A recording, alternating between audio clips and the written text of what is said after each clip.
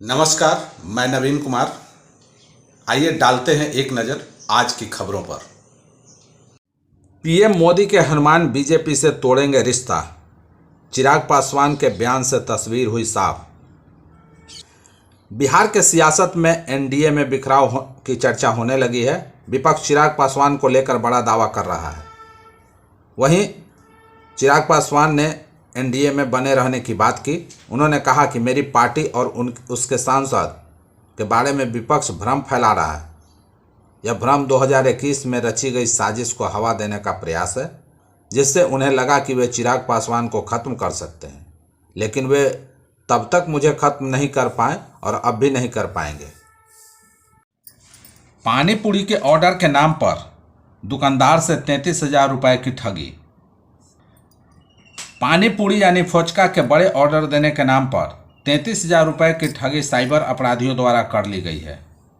इस मामले में पीड़ित दुकानदार ने लिखित शिकायत पुलिस को दी है। बता दें कि मनेर थाना के मौला के गोविंद राम ठेले पर दुकान लगाकर पानी पूरी फोचका बेचा करते हैं।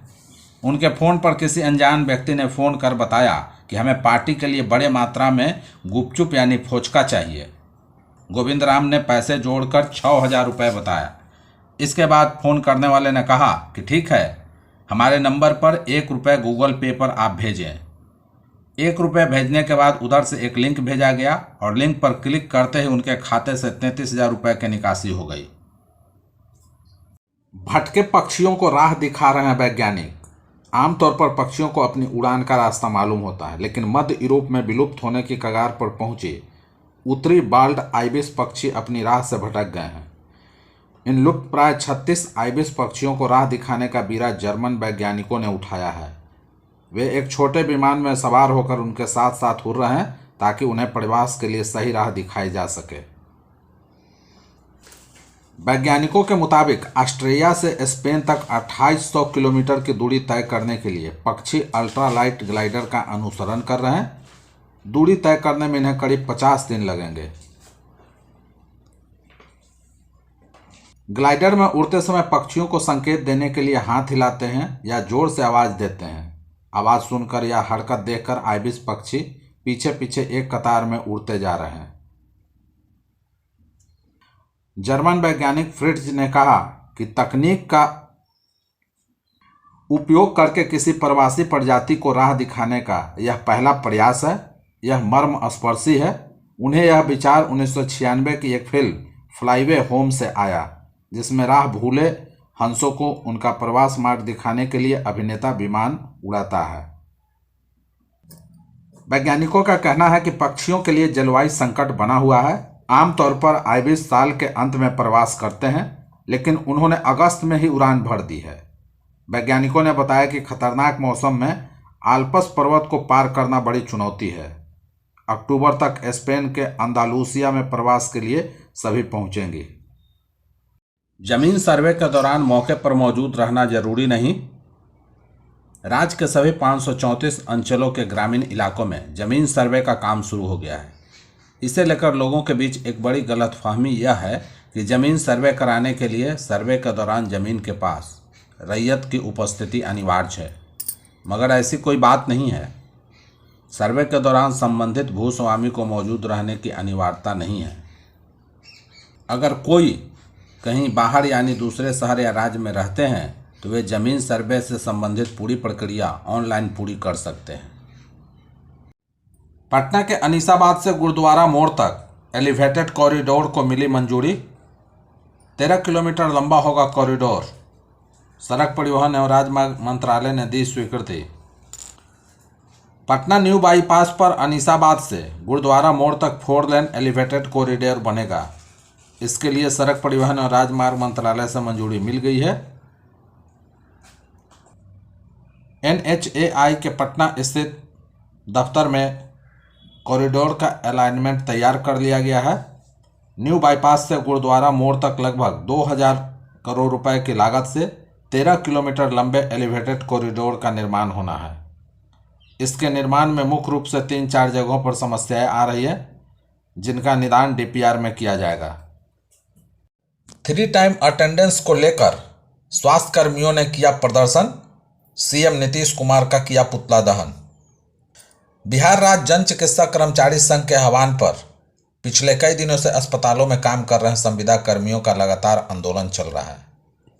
हालांकि प्रदर्शनकारियों ने 3 टाइम अटेंडेंस को लेकर सीएम नीतीश कुमार का पुतला दहन किया है और पुतला दहन करने के बाद सभी संविदा कर्मियों ने सरकार का विरोध जताया है।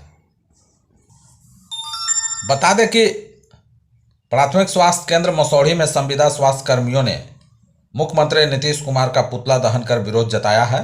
कर्मियों का कहना है कि सरकार कर्मचारियों के साथ मानसिक प्रताड़ना के लिए 3 बार उपस्थिति दर्ज करने का फरमान जारी किया है। बता दें कि राज्य स्वास्थ्य समिति ने फेस रिकॉग्निशन अटेंडेंस सिस्टम का निर्देश दिया है और 3 बार हाजिरी बनाने को कहा गया है। सभी स्वास्थ्य संस्थानों में कार्यरत एनएचएम कर्मी 22 जुलाई से काला पट्टी लगाकर इसका विरोध जता रहे हैं और कार्य का बहिष्कार कर रखा है, जिसके वजह से कई तरह के स्वास्थ्य सेवाएं ठप है। उधर ग्रामीणों और मरीजों का कहना है कि जब संविदा कर्मी सुबह से लेकर शाम तक कार्य कर रहे हैं तो फिर 3 बार अटेंडेंस बनाया जाए या 5 बार, इससे क्या फर्क पड़ता है। पूर्व मुख्यमंत्री चंपई सोरेन के इस्तीफा के बाद जेएमएम को लगा एक और तगड़ा झटका। झारखंड के पूर्व मुख्यमंत्री चंपई सोरेन के बीजेपी में शामिल होने की घोषणा करने के बाद जेएमएम सरायकेला में एक और तगड़ा झटका लगा है। सरायकेला खरसावां जिला परिषद अध्यक्ष सह पार्टी के कद्दावर नेता सोनाराम बोदरा ने पार्टी की प्राथमिक सदस्यता से इस्तीफा दे दिया है।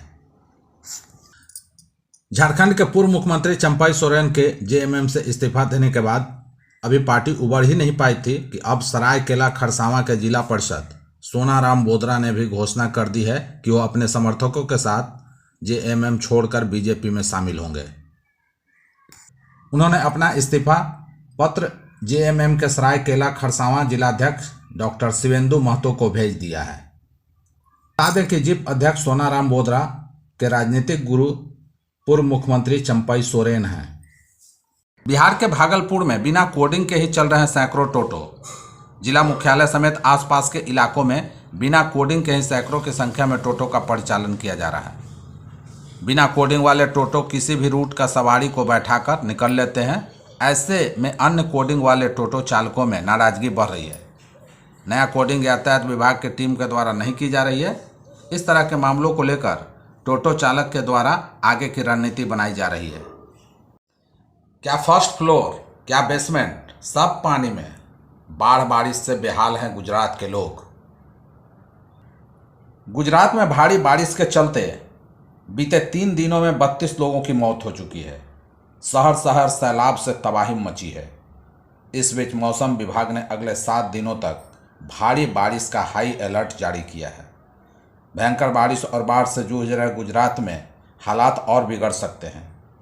जिस डीप डिप्रेशन की वजह से गुजरात में भारी बारिश हो रही थी वो अरब सागर में दाखिल होने जा रहा है, जिससे कच्छ और सौराष्ट्र में तूफानी बारिश के आसार हैं। गुजरात के सौराष्ट्र से लेकर कच्छ तक कुदरत ने कोहराम मचा रखी है। बड़ोदरा से लेकर राजकोट तक, जामनगर से लेकर खेड़ा तक राहत और बचाव का काम युद्ध स्तर पर चल रहा है। बड़ोदरा के साईगंज इलाके में 8 फीट तक पानी भरा है। लोग 2 दिन से घरों में कैद हैं, न बिजली है न पानी है। ऐसे में सेना के जवान देवदूत बनकर मदद कर रहे हैं और रस्सी एवं बाल्टी की मदद से हर घर में पानी खाना पहुंचाया जा रहा है। गुजरात में गंभीर हालात को देखते हुए प्रधानमंत्री नरेंद्र मोदी ने भरोसा दिया है कि केंद्र हर मुमकिन मदद करेगी। जहानाबाद के विधायक की पत्नी से पटना में चेन स्नैचिंग पर बिफरे तेजस्वी यादव। बिहार की राजधानी पटना में राष्ट्रीय जनता दल के एक विधायक की पत्नी से दिन के उजाले में छिनतई कर अपराधियों ने पटना पुलिस को सरेआम चिढ़ाया है। आपको बता दें कि पटना में दिन दहाड़े ऑटो सवार एक छात्रा से भी लूटपाट हुई थी।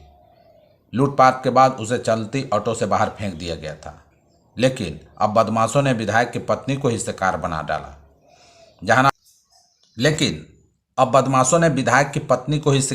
डाला।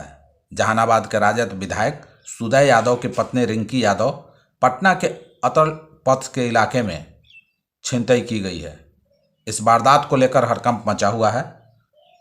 राजद नेता तेजस्वी यादव ने इस घटना पर अपनी प्रतिक्रिया दी है और वही घटना से काफ़ी नाराज चल रहे हैं। तेजस्वी यादव ने कहा कि नीतीश भाजपा सरकार ने बिहार में कानून व्यवस्था को अपराधियों के हाथों नीलाम कर दिया है। हालांकि वहीं ग्रामीणों का कहना है कि इस बार विधायक की पत्नी के साथ घटना घटी है, लेकिन आए दिन आम लोगों के साथ घटना घट रही है, लेकिन उस पर कोई प्रतिनिधि किसी तरह का सवाल जवाब नहीं करते हैं। यूपी में दुष्कर्म मामले को लेकर सिस्टम पर सवाल उठा, भड़के बीजेपी के विधायक, कहा खुद बुलडोजर लेकर अब निकलूंगा। उत्तर प्रदेश के गाजियाबाद में लोनी सीट से विधायक नंद किशोर गुर्जर ने अपनी ही सरकार के बनाए सिस्टम पर सवाल उठा दिए हैं। एक रेप विक्टिम की समस्याओं को सुनने के बाद भड़के नंद किशोर गुर्जर ने कहा कि यदि एक सप्ताह में आरोपी के घर पर बुलडोजर नहीं चलाया गया तो वह खुद बुलडोजर लेकर निकल जाएंगे। गुर्जर ने कहा कि भले ही उन्हें फांसी दे दी जाए, लेकिन वह कानून को अपने हाथ में लेंगे। और यहाँ तक उन्होंने कह डाला कि गाजियाबाद में अब कमिश्नरी व्यवस्था को खत्म करके दोबारा कप्तानी सिस्टम को लाने की मांग की। वहीं विधायक नंद किशोर गुर्जर ने बताया कि विक्टिम लव जिहाद के शिकार है। ओयो होटल में ले जाकर नाबालिग के साथ दुष्कर्म किया गया। विधायक ने आरोप लगाया कि पीड़िता को कोर्ट में जान से मारने की धमकी दी गई। घर को कई बार घेरा जा चुका है। वह कमिश्नर के पास गए, निचले वाले अधिकारी सुनते नहीं हैं, वह अपने ऑफिस से निकलते नहीं हैं। तो ऐसे में पुलिस की क्या ज़रूरत है। हालांकि इसी बात को लेकर भड़के विधायक ने पुलिस को 1 सप्ताह की मोहलत देते हुए कहा कि इस बेटी की व्यथा देखी नहीं जा रही है, इससे ज़्यादा तकलीफ क्या हो सकती है। लोनी की हर बेटी माँ, हमारी माँ, बहन, बेटी है। उसके साथ दुराचार होगा और धमकी दी जाती है। यहाँ यदि बुलडोजर नहीं चला तो मैं खुद बुलडोजर लेकर निकलूँगा।